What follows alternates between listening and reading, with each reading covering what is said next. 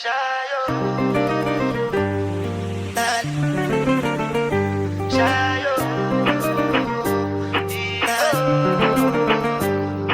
go bow for the result, nothing to discuss, cause I did win by default and without any doubt.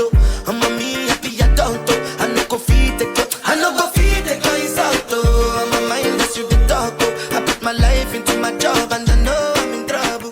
She manipulate my life. Hey y'all, what's up? So this is actually like a 4 or 5 year old video, but the hair that was used, I'm definitely going to tag it in the description box below and also put it in the products, put it in this video so you can just kind of tap and view it. So the reason why I decided to pull this video from my channel is because I feel like it's such a great tutorial. And the reason why I'm saying that is because one, it's a glueless wig. It's a curly glueless wig.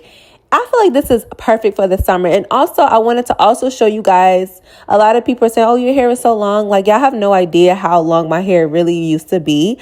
So yeah, I just kind of wanted to show y'all, also give you guys kind of tips and tricks, but I'm going to save that for the next video, because I also pulled another video from when I did a silk press in a color on my hair when my hair was waist length.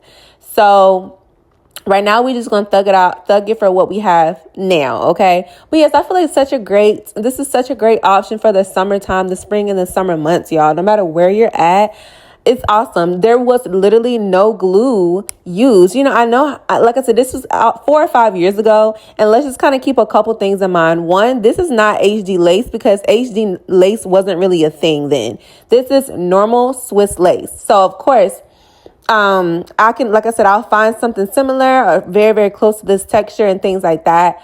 However, just understand that your lace is probably going to look a lot better than mine. Okay, because I was using the regular Swiss, lace. But like I said, all the products and everything I'm using will be in the description box below. The only thing I can say is I did use a got-to-be glue cream on my hairline to slick my edges back. That is it, okay? So yeah, and I also use the Ruby Kisses cream to kind of color underneath my wig. I still feel like that's pretty relevant unless you found like a foundation or something else that like works better for you. To me, a cream still works. And then I sealed it in with the got-to-be glue spray just to kind of make sure that it wasn't like melting or moving all over the place. And then also this wig had like a strap, so that was perfect for something glued because it didn't feel like it was just kind of like floating on my head, if that makes sense. So yeah, girl, I just kind of wanted to let y'all know that, and also do kind of like a talk through video when it comes to this. Everything is pretty much self-explanatory. Like I said, I'm using that Ruby Kisses. I'm putting the color and everything in the description box and also tagging, but I'm using the Ruby Kisses to color underneath that lace. As y'all can see, that lace is built for it tough, baby. That lace was something 4 or 5 years ago. I'm not even going to lie. But like I said, I used that got-to-be glue spray. Then use a blow dryer to kind of dry everything out. I also use a razor comb, I think when the hair was like wet, so I can kind of see how it was going to flow. The razor comb just kind of helps like shave, short styles down and things like that. Helps layer things out and kind of thin things out a little bit as well. So, yeah. Now, I could have used some thinning shears like on the back of the hair, but again, it was just like I wanted to shape it. I didn't really want to cut too much because I really wasn't sure if I was gonna like it, to be honest. So but I ended up enjoying it. So what I'm doing is now I'm cutting the ear tabs off, and then I'm going to, I don't know, actually, girl, look, I'm watching with y'all. Okay, girl, so I had to clip some of that out. That was just too long of me trying to figure out what I was doing. But also, I'm just taking it off, and it looks like I am just adjusting the strap so that way it can fit my head perfectly. Then I'm putting it back on. I always put the band on first and then slide the wig over to the back. Okay, so it looks like I'm about to cut the lace. Dang, did I thin it out with some tweezers? Why does it look like I thin it out? Am I going to thin it out afterwards? That's actually a really good question. Yeah, girl. But yeah, so as you can see, okay. So all I did was pull the front. Once I took the extra lace off and cut the ear tabs on the sides. Also, you don't have to use a cap underneath it. Like I said, I used a black one and I wasn't using it to like make it blend more or anything like that because baby, I'm taking this wig off the same day and putting it back on the next day. But all you do is kind of just part out like a small section of the hair for like the baby hair effect. You already know back in the day, that's when the baby hairs was really, really popping. I mean, they're still popping now, but they really were popping. So baby hairs was necessary, you know? Also, to me, baby hairs help kind of blend everything in when you're doing like a glueless. My opinion, especially when you're having like Swiss lace and not having like the thinner lace, the HD lace. So yeah. So once I pulled that piece of hair out, that's when I actually tweezed off camera, tweezed some of the hairline out to kind of thin everything out. And then I used some like lot of body mousse, I believe. Of course, it's better mousse that you can use. Girl, use what you got. Use what you got. Use the mousse that you got and mousse that hair back, baby. Okay. So so another thing, since it's glueless, okay, use the mousse to mold the baby hairs. It's a lot of reasons why, but I'm going to give you a few. It's glueless. You want to take it on and off, right? So you want the baby's hairs to be flexible and not stuck to your head, because how is it kind of glueless at that point? You know what I'm saying?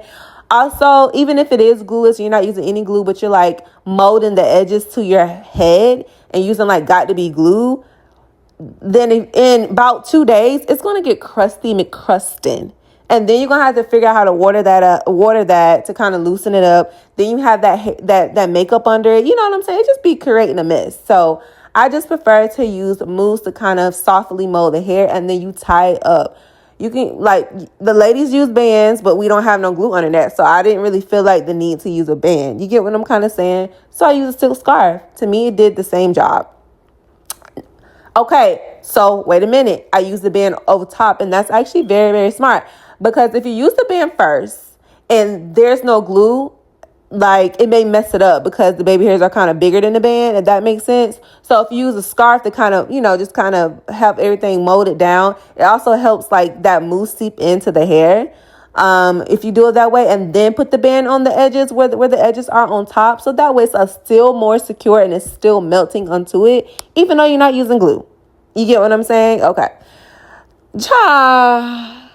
This is called trust in the process.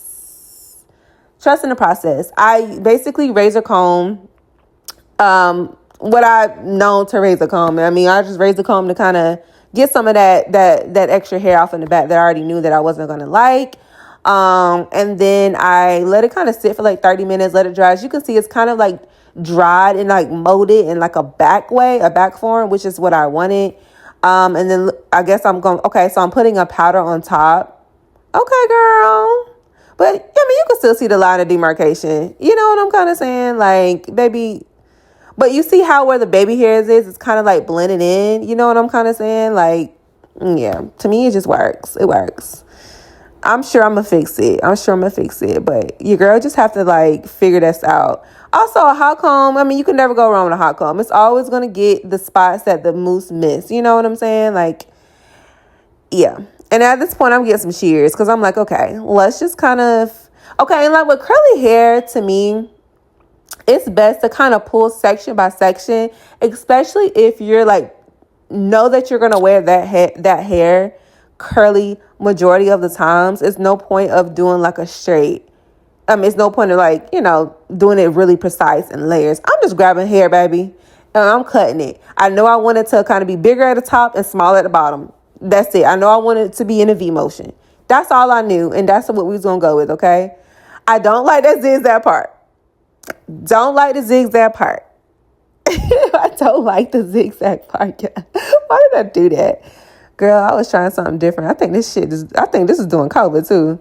Okay. Look at the lace unblended for the most part. Okay, girl. Okay.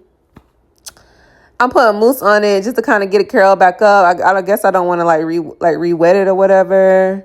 So I still got to see how it look. Yeah. So for some reason, when like you're cutting your hair, you gotta like do so much stuff to it. Like probably blow it out, then cut it, then wet it, and then cut it. Then you know what I'm saying. So you can kind of really get the shape you want. So, but you don't have to follow my method. Do it how you want to do it, girl. You want to do it shorter?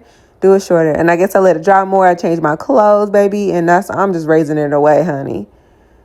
Raising it away. But like I said, I didn't really want it to be like super short because it was already short. I just wanted to shape it because as y'all see, the shape was crazy of how it came. So But yeah, that's all I'm doing. Just kind of lining everything up the way I kind of want it to be.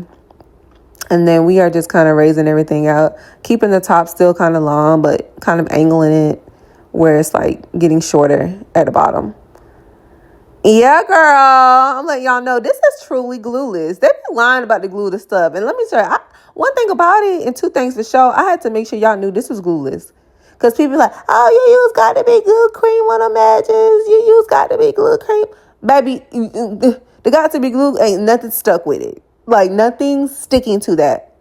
You feel me? So that's what you do. You put the band on first. You and then you flip the wig over. And then you kind of like, maneuver how you want to maneuver it. And if you want it to be like a more shaped or whatever, then you kind of put some more mousse on it or put a little water on it and kind of just like fluff the curls back out. Yeah, and then just kind of maneuver the baby hairs with, girl, this is not where I brush my teeth. Y'all used to say that all the time. Of course, I don't brush my teeth with this. Okay. Yeah. I think it's cute. Oh, I fixed the part. I was like, baby, this ain't cute.